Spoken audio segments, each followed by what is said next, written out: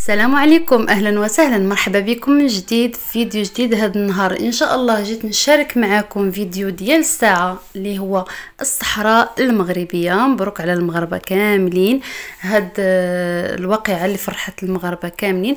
المهم انطلاقا من الفيديو ديال اليوم جيت نشرح لكم شنو هو مقترح الحكم الذاتي اللي تصوت عليه في مجلس الامن، واللي ما بقاش حتى عند الحق حتى شي مغربي انه ما يكونش عارف شنو هو الحكم الذاتي. ضروري اي مغربي يعرف شنو هو الحكم الذاتي. داكشي علاش نشارككم معكم في هذا الفيديو هذا. الناس اللي ما عارفه شنو هو هذا المقترح هذا تابع معايا الفيديو حتى الاخير، ما تنساوش اللايكات ديالكم. ان شاء الله غادي نطرقوا الامور ببساطه. السؤال اللي مطروح عند المغاربه كاملين واللي دائما كنسمعوه هو واش حنا محتاجين شي واحد يعترف لنا بالصحراء باش تكون مغربيه، لان هي في الاصل الصحراء راها مغربيه.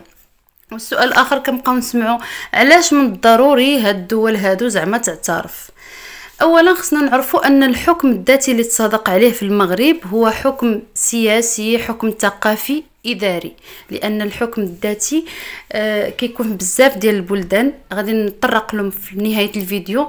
بزاف ديال البلدان في العالم عاملينه، والبلدان اللي اقتصاد ديالها تبارك الله طالع وكل شيء مزيان في البلاد ديالهم.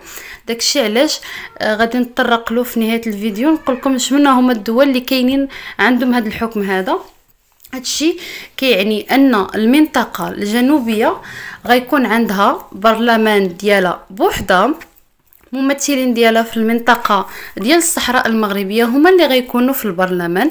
يعني هذا البرلمان المحلي غيكون كيسير الشؤون الاقتصاديه والاداريه والثقافيه ديالو بوحدو، ولكن بشرط كنسطر على هذا الشرط هذا اللي هو تحت السياده الدوله المغربيه والملكيه المغربيه.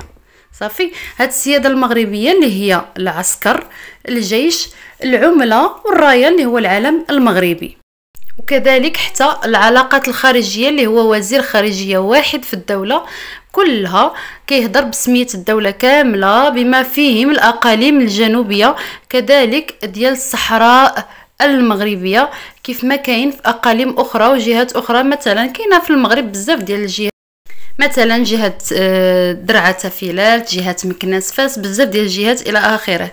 ولهذا فاننا ملي كنقولوا ان الدول صوتات باش تعترف ان الصحراء مغربيه، لان الصحراء هي في الاصل مغربيه منذ الازل وغتبقى مغربيه.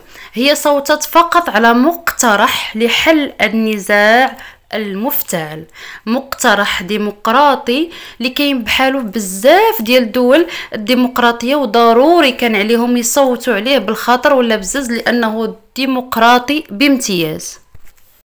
والمغرب ركز عليه لانه هو الحل الوحيد، لا حل غيره، لانه اي حل اخر غيكون كيقص السياده المغربيه. لانه هذا المقترح صالح لحل النزاع المفتعل، وحنا عارفين كاملين عارفين شكون افتعل هذا النزاع. واليوم الملك خاطب هذه الجهه هذه اللي افتعلت هذا النزاع بسياسه اليد الممدوده تحت اطار الاخوه، ولا بد علينا نحلوا النزاع بطريقه اخويه.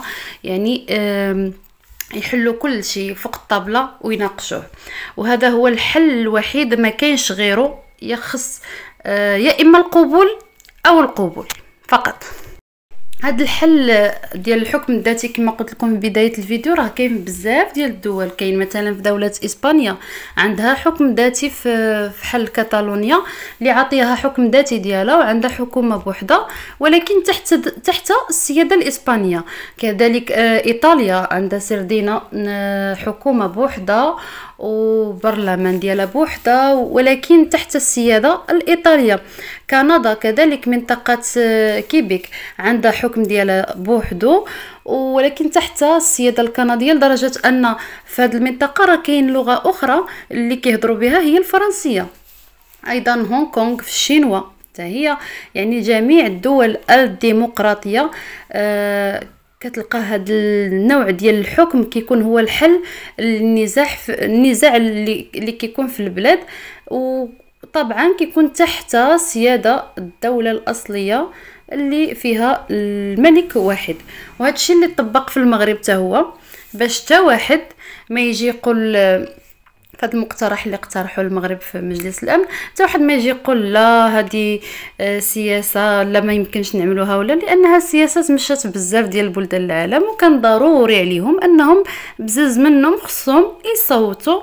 حتى الدول يعني تقريبا كان اجماع ديال التصويت، يعني 3 ديال الدول اللي امتنعت، ولكن طبعا ماشي امتنعت عن التصويت فقط، ولم يعني لم ترفض.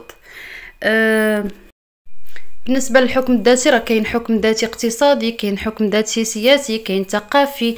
بالنسبه لنا حنا هنا في المغرب عملوا ميكس بين هذا الحكم هذا، ولكن تحت نظام واحد اللي هي السياده المغربيه. يعني في الختام نبغي نقول ان الحكم الذاتي في الصحراء غادي يولي تحت سلطه واحده اللي هي الدوله المغربيه. الرايه المغربيه كترفرف في جميع مدن المغرب. المقومات المرتبطه باختصاصات الدينيه والدنيويه الدستوريه للملك بصفته امير المؤمنين وضامن لحريه ممارسه الشعائر والحريات الفرديه والجماعيه. هادشي قريناه في القانون. زائد الامن الوطني غيكون واحد، الدفاع الخارجي والنظام القضائي للبلاد. كنتمنى تكونوا فهمتوا شنو هو المقترح اللي تصوت عليه في المغرب، وان شاء الله ينصر هاد البلاد، وان شاء الله كلشي غيكون هو هذاك، وغيتحل هاد النزاع المفتعل. المغرب دائما فتح يد الاخوه مع الطرف اللي كيفتعل هذا النزاع هذا. نتمنى ان شاء الله يعجبكم فيديو ديال اليوم، ما تنساوش اللايكات ديالكم، التعليق ديالكم. الى اللقاء في فيديو اخر ان شاء الله.